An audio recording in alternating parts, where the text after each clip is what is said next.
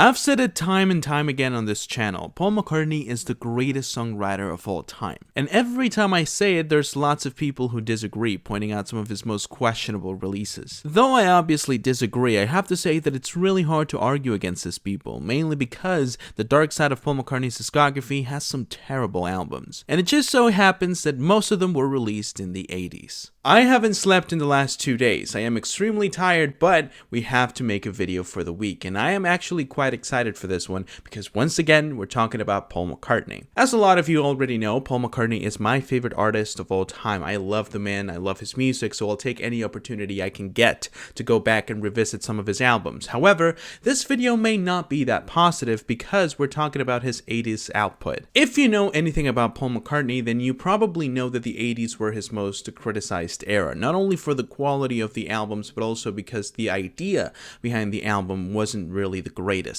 But I really appreciate his output in the 80s. I think it was really important for his identity as a songwriter because he was trying to diversify himself, try new things, working with new people like Elvis Costello, for example, Stevie Wonder. And I know that a lot of you will go in the comments and say that McCartney has always been experimental, he's always liked to try new things. That's definitely true, especially when you go to the early stages of his solo career and his work with the Beatles, you know, with albums like McCartney I, Revolver, Ram, basically kickstarting a new genre. The same thing in the White Album with a song like Helter Skelter, preluding metal music. So if you were to go through Paul McCartney's discography for the first time and listen to the albums in a chronological order, I feel like by the time you get to Back to the Egg, even though you'll enjoy a lot of these albums and you'll have fun listening to them, it won't be as exciting as it was once McCartney II was released. So in this video, I want to go through every single album he released in the 80s and see why people tend to look at the 80s version of Paul McCartney as a disappointment or someone that couldn't keep up with the fame and the constant expectations people had of him. Obviously, I'm not going to be able to give a full detailed review of every single one of these albums because we have quite a few to go through and I don't want the video to be that long.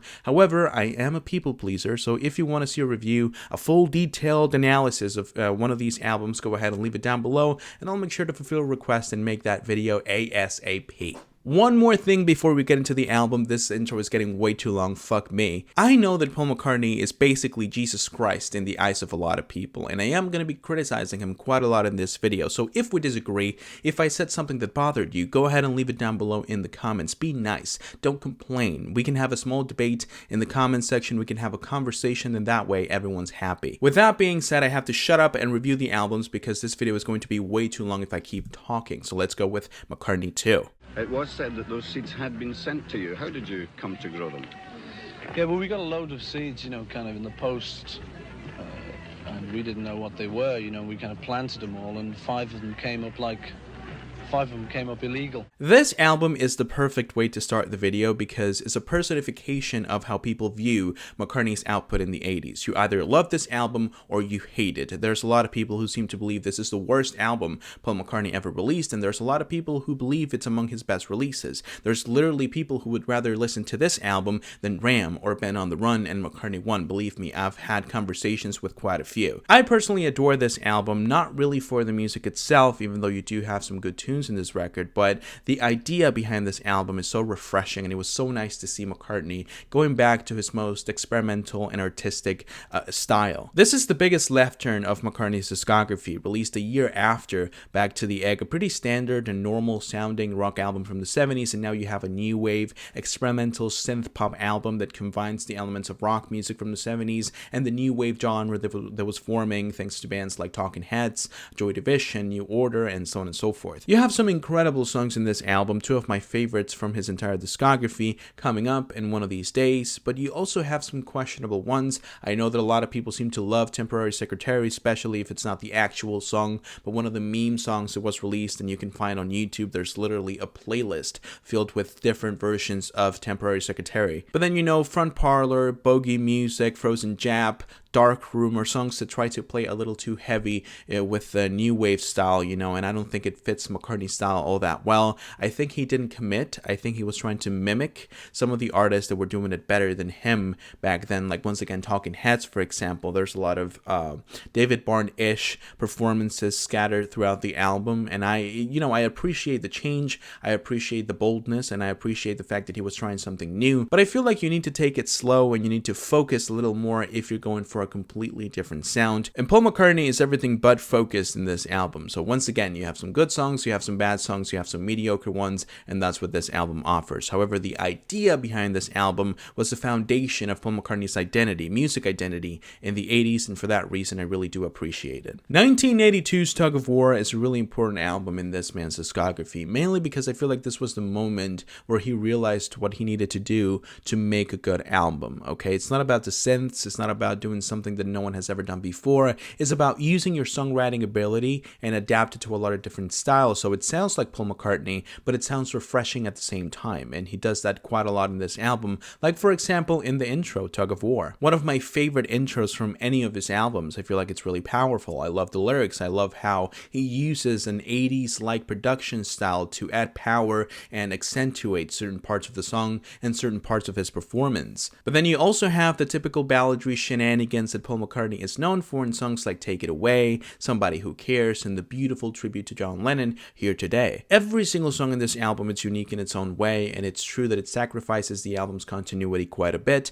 but I think it's worth it because it makes the album really entertaining, and the first time you listen to it, you don't really know what to expect. You know, it could be a ballad, it could be an acoustic song, it could be a more futuristic style of song like The Pound Is Sinking or Ballroom Dancing, for example. It feels like this album always has something peeking around the corner ready to surprise you, and I really appreciate that feeling. However, you do have some questionable songs in this album too, like for example, every single song that involves Stevie Wonder. Even though I appreciate the fact that McCartney was trying to pair up with other songwriters, I feel like Stevie Wonder was definitely not the right choice. What's That You're Doing and Ebony and Ivory are probably two of the most annoying songs, not only out of his discography, but overall in the 80s. Dress Me Up as a Robber is another song that I don't like. I don't think it's as offensive as the Stevie Wonder songs, but it's definitely not my favorite in the album. Overall, I really enjoyed Tug of War. I think it was a step in the right direction. I really enjoyed the production in this album, the quality of the songwriting. You know, George Martin working with Paul McCartney once again was definitely a good choice. However, it did start a few trends in Paul McCartney's songwriting style. To be a little more specific, a certain way of producing his voice that made it sound more echoey, which is definitely a problem in the next album we're talking about because we have 1983's Pipes of Peace. I don't even want to waste too much time in this album. I can confidently tell you this is one of the most bland and boring Paul McCartney albums there is. I kind of agree with the idea behind the album. I think that appealing to the dance pop scene and making music that's a little bit more rhythmic was a good idea. However, he definitely didn't commit. His style of performance didn't change at all through the entirety of the album, which is something you're gonna have to do if you're going from balladry and rock and roll music to pop music, dance pop music, especially if you're gonna have Michael Jackson, the most notorious pop star of the moment and maybe of all time, in your album, because the contrast, it's so noticeable and obvious in the song Say Say Say, The Man and the Girl Is Mine in the Thriller album, that it's almost painful to listen to. And another thing that makes this album extremely disappointing is the fact that the intro, the title track, Pipes of Peace,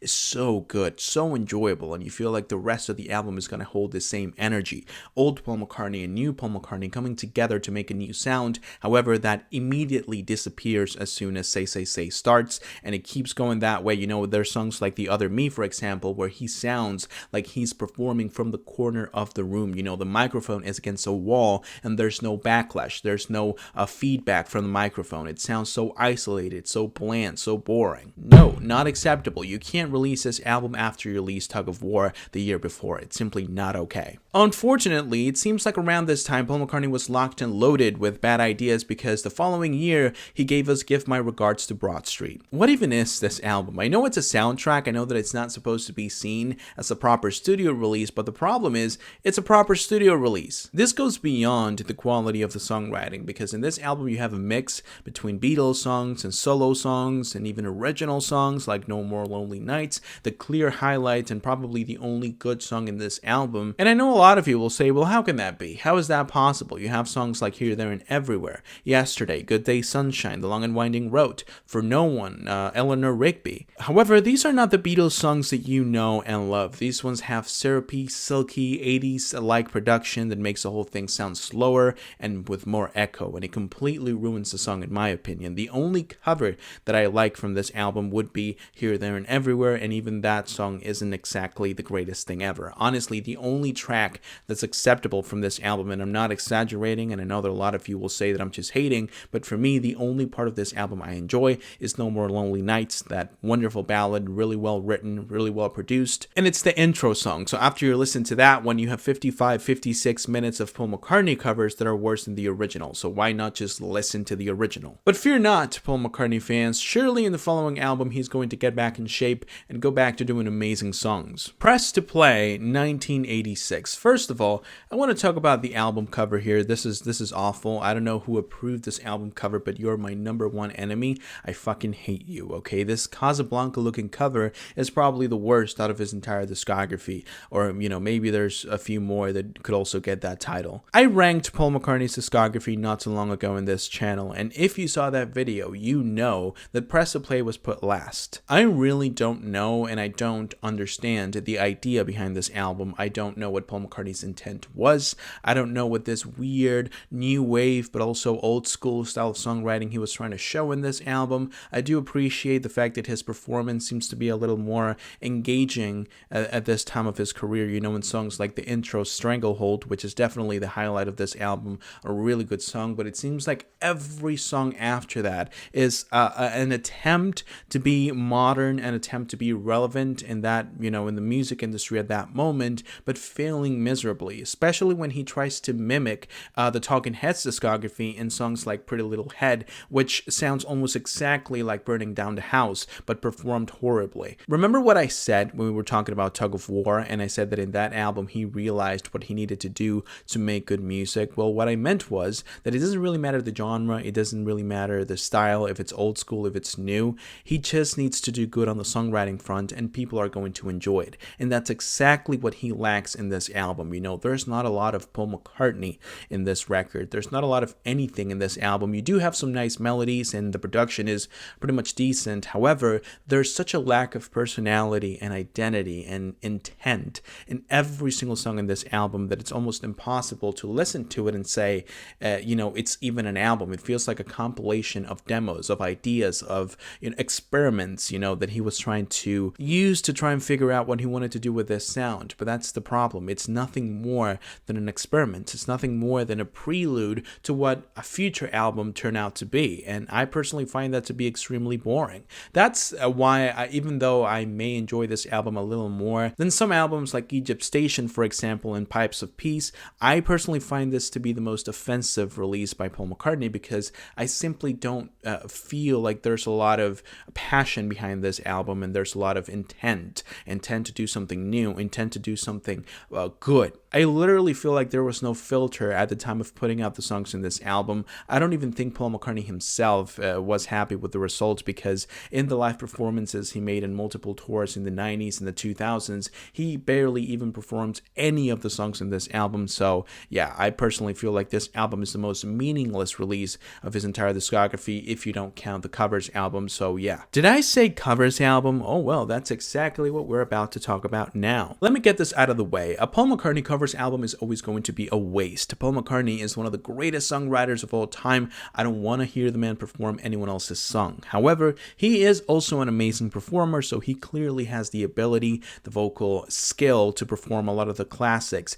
in a very well put together arrangement. The problem here is the song selection and the fact that instead of trying to give his own spin to the song like he did in future cover albums like Kisses on the Bottom and Run Devil Run, he basically tries to mimic the most popular version of the song. Like for example, Lucille, you have him sounding exactly like Little Richard, and then you go to Just Because and you have him trying to mimic Elvis Presley and his low, deep vocals. He even mimics John Lennon in the song Ain't That a Shame, a song that the Beatles used to perform in the Cavern Club days, if I'm not wrong, and John Lennon covered in his 1975 covers album Rock and Roll. And it sounds really good. I like his performance. Once again, I'm not complaining. I'm just saying there's not a lot that makes this album relevant or interesting. And given the fact that you just released some of your worst albums, I'm pretty sure that people wanted a little bit more than just a bunch of, you know, covers that were not even performed with a lot of passion and a lot of intent. Once again, if you compare this to some of the covers made in Run Devil Run, or if you go to some of the covers he made